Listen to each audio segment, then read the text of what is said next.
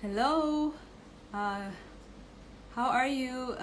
Good to see you. And I am going to be. I'm so excited to be here today, and I am looking forward to having an interesting engagement. And I'm so excited.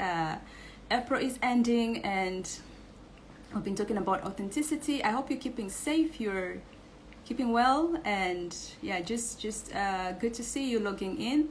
So yeah, Kevin's, Joy, uh, Odax. All right, that's great. So I hope you guys are great and that you have been having an authentic month. So today we are so excited to wrap it up, and we are going to be talking about branding. Branding. So how do we build and maintain an authentic brand? So, yeah, I would like to hear from you. And our guest speaker is already on. So I'm just going to have him joining us. Um, all right. So good to see you guys. So it will be nice to drop in your comments. Um, as we go on, kindly share your insights around authenticity, around branding. And you don't have to have, a business or okay, I'm just checking out if our guest speaker is able to join us so that we can roll with the discussion. So guys, please let me know if you are okay. So okay, so please share in your insights, and I hope you're able to hear me. Okay, I think I am. Oh, great. Okay, I was already panicking. Hi, Valencia. Hi, Chris. How are I'm you? I'm good, thank you. Good to see you and good to have you. Yeah, same here. Good to be here. All right. So how has your day? My day has been good. Just dealing with the rains, but everything is well. Yourself?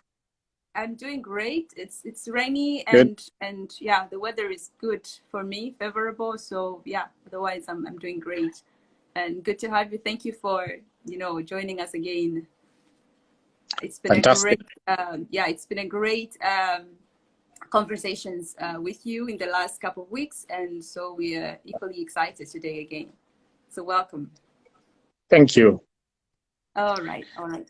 So for those who have missed out, our previous convos with Chris, you can please, access some of our previous recordings on IGTV at Mimi Nani. Some of you have been asking whether we have them on YouTube.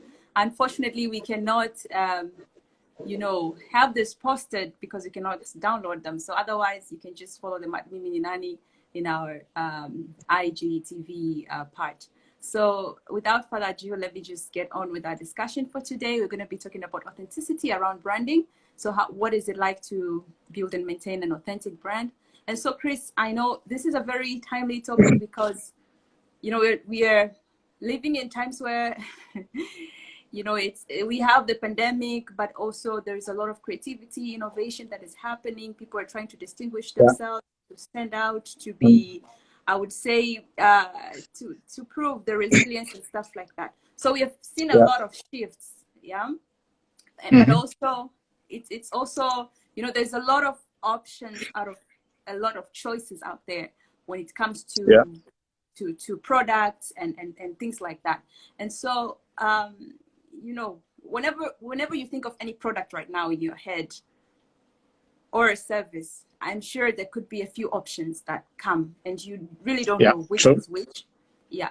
So, and I think even when it comes to people as brands, so you tend to meet Yeah. a lot of people, or you come across, a lot of connections of people. And so it's hard to really know, which one is the real deal and which one is not. So just from your own Yeah. perspective, how how do you tell, what is an authentic brand from that which is fake? How do you tell? Okay, so thank you for that. I think there are a number of things that you can look at. I'm sure as with any brand, there's always a promise that you promise your customers, and an authentic brand seeks to keep its promise. So whatever your promise or whatever the brand is promising, it seeks to keep that promise. So it's for you to verify, check whether what are they living up to their brand promise. That would be number one. Number two, I think an authentic brand connects with their customers. They do this by communicating regularly, communicating important messages. That ensures that they remain top of the mind in terms of their customers. And the third thing I think that an authentic brand does would be to build long-lasting and genuine relationships. Because without relationships, it becomes transactional. So customers or people, they'll always remember somebody that is there to seek a long-lasting interaction with them. So for me, an authentic brand has to seek to build genuine relationships. How do you do that? Some brands have collaborated with their customers in terms of, you could do a CSR project together with your customers. Whatever is important for your customers, maybe you connect through that. I think another element of an authentic brand is that they seek to get feedback from their customers. They don't always know it all. So you have to actively engage your customers, ask them questions about how are you delivering your service, what is important to them, what are their needs, and so forth. And lastly, and perhaps more importantly for me, I would say that an authentic brand stands for something. You can't just be in business for the sake of being in business. So a brand that connects with people at a genuine level, at an authentic level, must stand for something. So the question is, what does your brand stand for? Or what does the brand that you're looking at stand for? Yeah.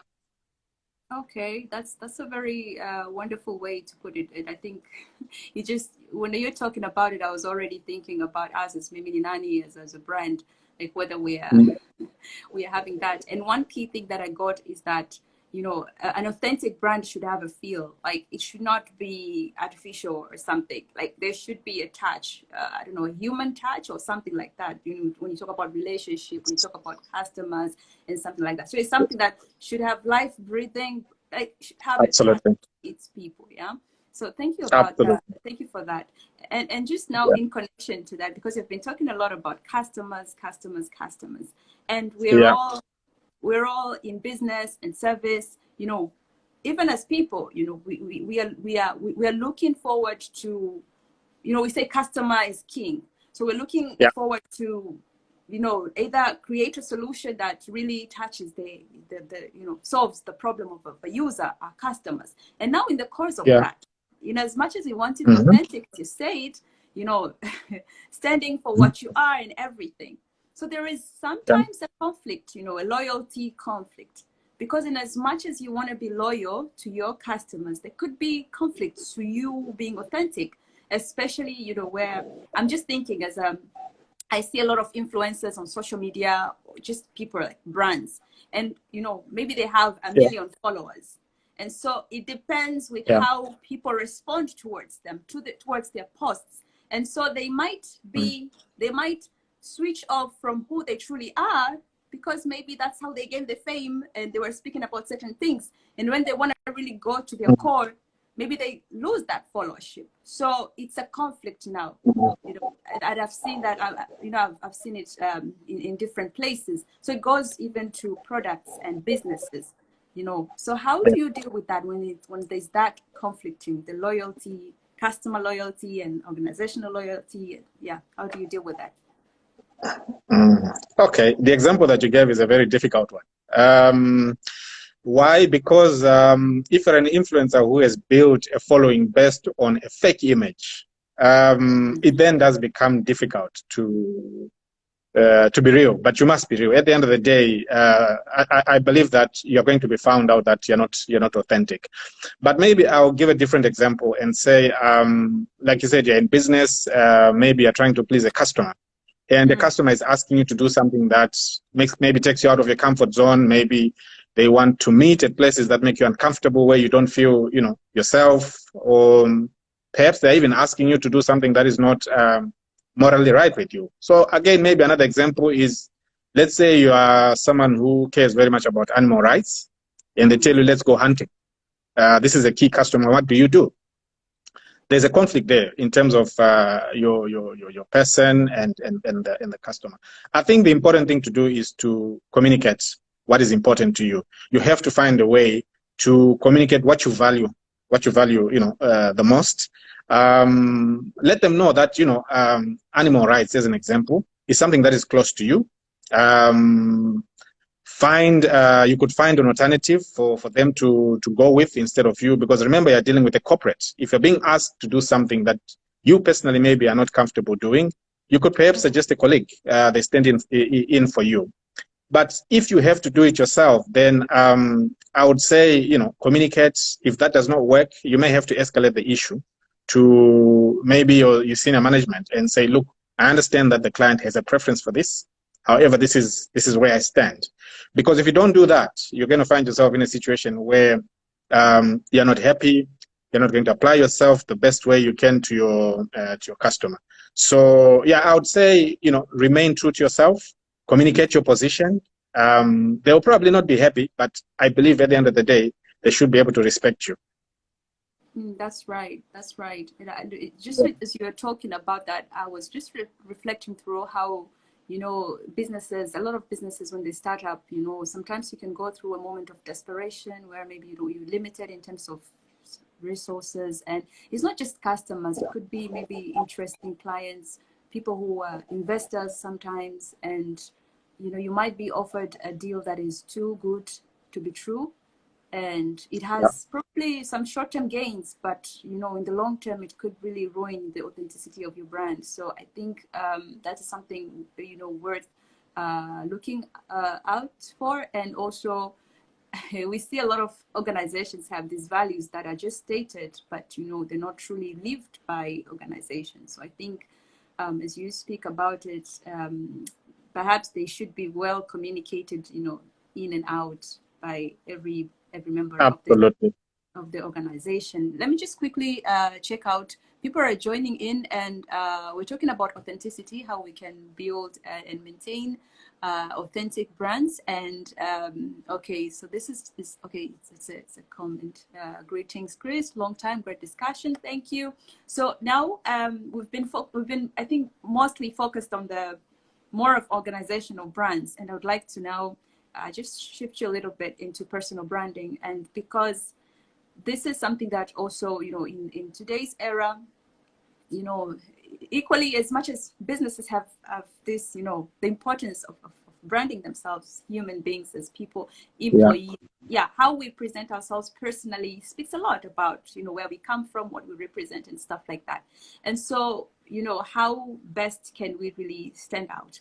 How can we refrain ourselves from that temptations to want to, to please people, to be not ourselves and truly be authentic? So it doesn't matter, what you represent, whether you are an employee or you have your own business or you're just a person. But how can we, building our brands, and as you say, like, it's people, the way that people see you on social media or, outside of that should be a match. So how do we get through that? How do we get there? Okay, I think while it's obviously challenging, there are things that one should keep in mind. Foremost for me is that it's hard to rebuild.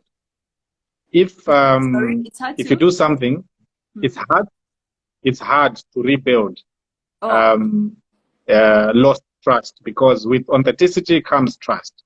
So if you lose that, it's going to take you a lot more time, a lot more energy in order to to rebuild it, if you actually get another chance to do it.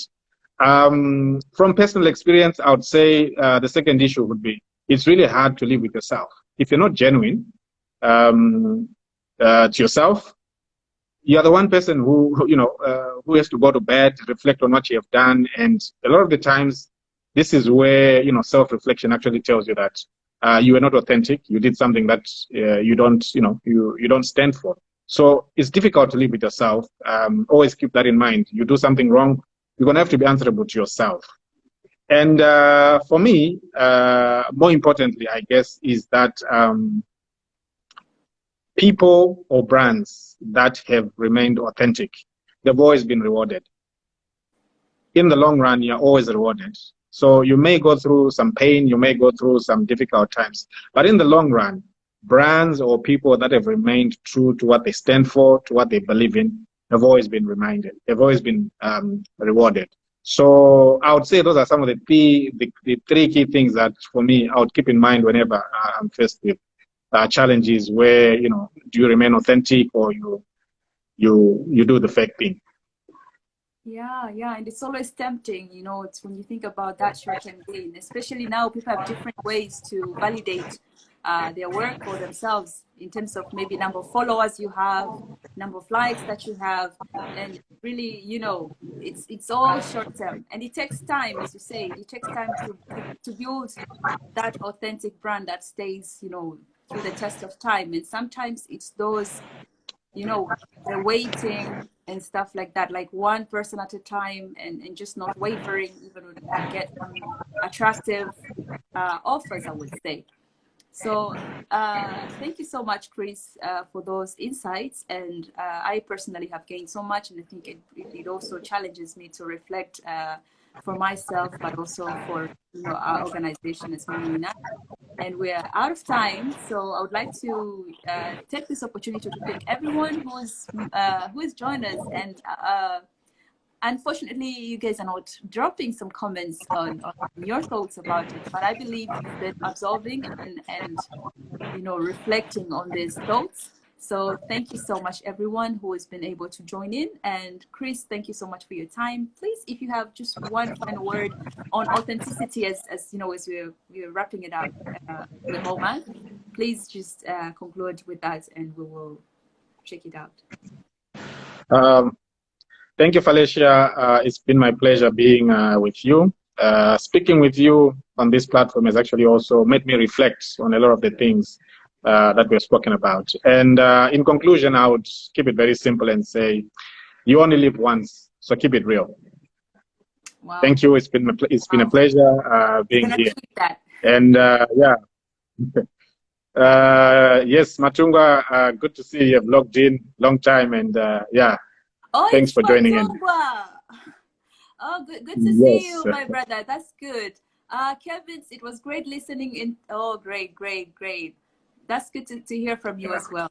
Oh, thank you, everyone. So see you next week. We're gonna launch the theme for May, and it's gonna be an exciting topic. So don't miss out. Have a great evening. Bye bye. Thank you, Chris. Bye. Bye bye. Thank you. Cheers.